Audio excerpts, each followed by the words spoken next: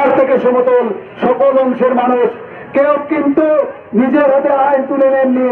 সবাই আইনকে পালন করেছেন।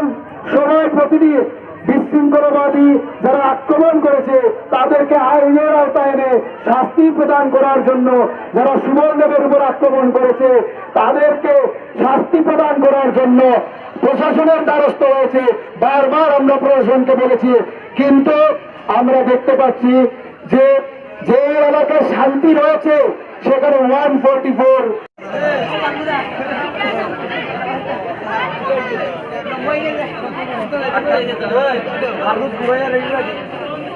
বছর 144 চলাকালীন সময়ে নভেম্বরের 6 তারিখ আগরতলা থেকে কিছু লোক এসে কাঞ্চনপুর মহকুমায় 144 ভেঙেছিল। সেই সময় প্রশাসন কোনো ব্যবস্থা নেয়নি।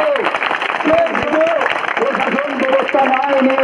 অথচ এই জয়েন্ট মুভমেন্ট কমিটির আন্দোলন আজকে গণ আন্দোলনের রূপ নিয়েছে।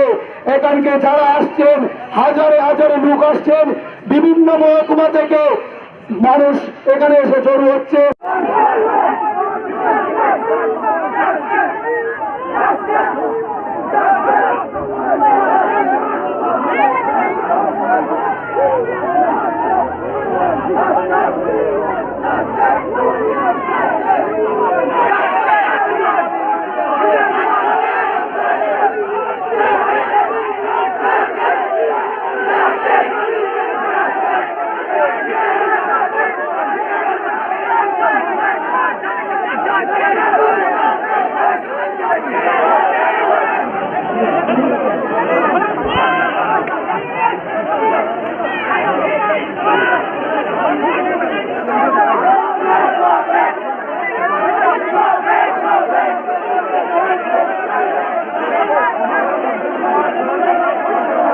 এর বাইরে যদি একটি ফ্যামিলিকেও বেশি কাঞ্চনপুরে রাখা হয় তাহলে আমরা ছাত্র সমাজ কাঞ্চনপুরের এক বৃহত্তর এবং দীর্ঘ আন্দোলনে সামিল হব এবং আমরা যে অনির্দিষ্টকালের বন্ধ জয়েন্ট মুভমেন্ট কমিটি ডেকেছে সেই বন্ধকে আমরা সমর্থন জানিয়ে আমার সকল ছাত্রছাত্রীবৃন্দ এখানে আমরা জমায়েত হয়েছি কাঞ্চনপুর SDM অফিসের সামনে। আমরা এখানে এক বৃহত্তর আন্দোলন গড়ে তুলতে জমায়েত হয়েছি। কাঞ্চনপুরে দীর্ঘদিন থেকে মিজোরাম থেকে আগত যে রিয়াং শরণার্থীরা রয়েছে তারা দীর্ঘদিন থেকে বাঙালিদের উপর বিভিন্নভাবে নির্যাতন চালিয়ে যাচ্ছে। 2019 সালের 10 ডিসেম্বর আমরা সেই নির্যাতন এবং মর্মান্তিক ঘটনা দেখেছি। তার জন্য আমরা চাই না পুনরায় আমাদের কাঞ্চনপুর মহকুমায় আবার সেই ধরনের রক্তক্ষয়ী আন্দোলন হোক। রিয়াং শরণার্থীদের কোনোভাবেই কাঞ্চনপুর মহকুমায় যাতে জায়গা না দেওয়া হয় তার জন্য আমরা এই আন্দোলন করছি।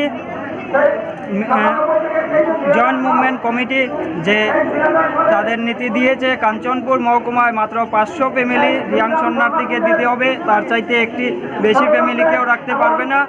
সরকার সেই নীতিকে যদি মানে, আমাদের সেই দাবিকে যদি মানে, তাহলেই আমরা আন্দোলন থেকে উঠব। আমরা আমাদের অনারেবল চিফ মিনিস্টারের কাছে একটা মেসেজ দিতে চাই যে আমাদের কাঞ্চনপুরের ছাত্র সমাজ চায় কাঞ্চনপুরে যাতে কোনো রিয়াং শরণার্থীদের বেশি পরিমাণ পুনর্বাসন দেওয়া না হয়, 500 ফ্যামিলির ঊর্ধ্বে যাতে একটি ফ্যামিলিকেও পুনর্বাসন দেওয়া না হয়। তা না, এই মেসেজটি আমরা আমাদের চিফ মিনিস্টারের কাছে পৌঁছে দিতে চাই। তা না হলে আমরা কাঞ্চনপুরের যে ছাত্র সমাজ আমরা এক বৃহত্তর আন্দোলন গড়ে তুলব এবং যতদিন শরীরে রক্ত আছে ততদিন আমরা ছাত্র সমাজ আন্দোলন করে যাব। রিয়াং শরণার্থীদের কাঞ্চনপুরে কোনোভাবেই তাদেরকে পুনর্বাসন দেওয়া চলবে না। যদি দেওয়া হয় আমরা ছাত্ররা জেগে উঠব এবং দীর্ঘদিন আমরা আন্দোলন চালিয়ে যাব। কাঞ্চনপুরে যে রিয়াং শরণার্থীরা রয়েছে